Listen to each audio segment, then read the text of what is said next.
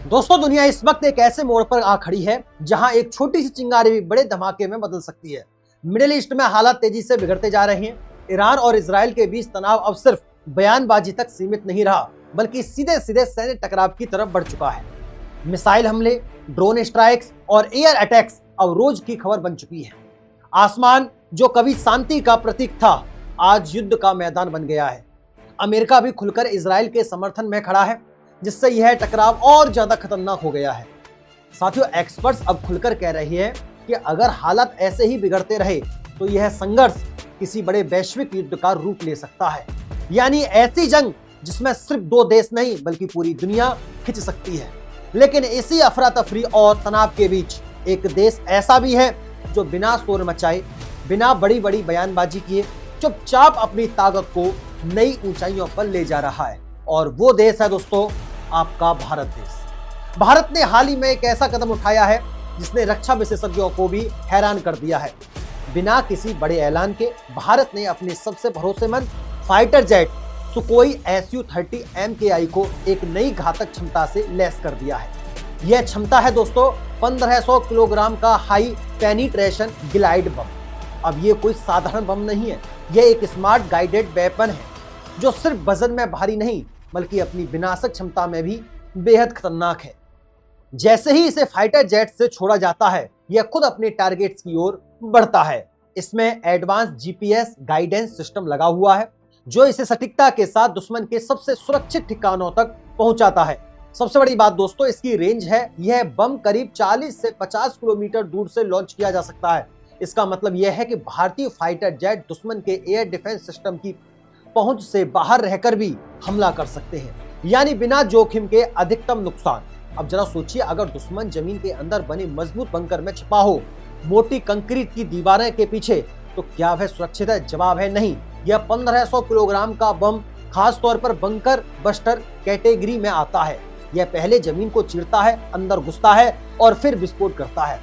इसका असर इतना जबरदस्त होता है कि अंदर छिपा पूरा स्ट्रक्चर खत्म हो सकता है।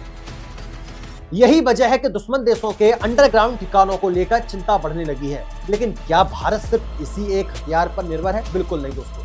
असल में यह तो सिर्फ शुरुआत है। भारत ने एक पूरी मल्टी लेयर वॉर मशीन तैयार कर ली है जिसमें हर स्तर पर ताकत और रणनीति दोनों मजबूत है।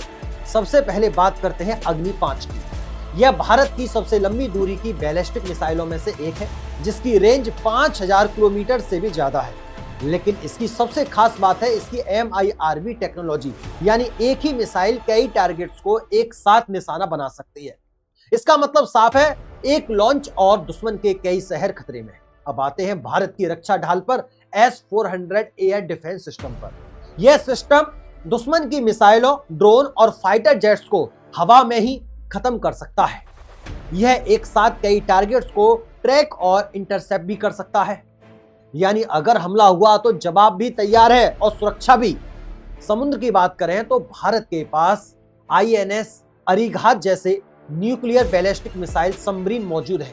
यह समुद्र के अंदर छिपकर काम करती है और भारत को देती है सेकंड स्ट्राइक कैपेबिलिटी, यानी अगर कोई देश भारत पर न्यूक्लियर हमला करता है तो भारत जवाब देने में पूरी तरह सक्षम है, और वो जवाब कहीं से भी आ सकता है। यही वो ताकत है जो दुश्मन को हमला करने से पहले 100 बार सोचने पर मजबूर करती है। अब बात करते हैं स्पीड और प्रिसीजन की, और यहाँ आता है ब्रह्मोस मिसाइल का नाम। यह दुनिया की सबसे तेज सुपरसोनिक क्रूज मिसाइलों में से एक गिनी जाती है। इसकी स्पीड और सटीकता इतनी जबरदस्त है कि दुश्मन को संभलने का मौका तक नहीं मिलता। इसका नया वर्जन और भी ज्यादा खतरनाक हो चुका है, और अब आधुनिक युद्ध का सबसे बड़ा गेम चेंजर ड्रोन और फाइटर जेट का कॉम्बिनेशन है। साथियों, भारत इस क्षेत्र में भी तेजी से आगे बढ़ रहा है। HL तेजस जैसे फाइटर जेट्स और एडवांस ड्रोन मिलकर एक नेटवर्क सेटिंग वॉरफेयर सिस्टम बनाते हैं। इसमें पहले ड्रोन आगे जाकर दुश्मन की लोकेशन की पहचान करता है और फिर फाइटर जेट उस टारगेट को सटीक तरीके से खत्म कर देता है। यह पूरा सिस्टम रियल टाइम डेटा पर काम करता है, जहां हर यूनिट एक दूसरे से जुड़ी होती है।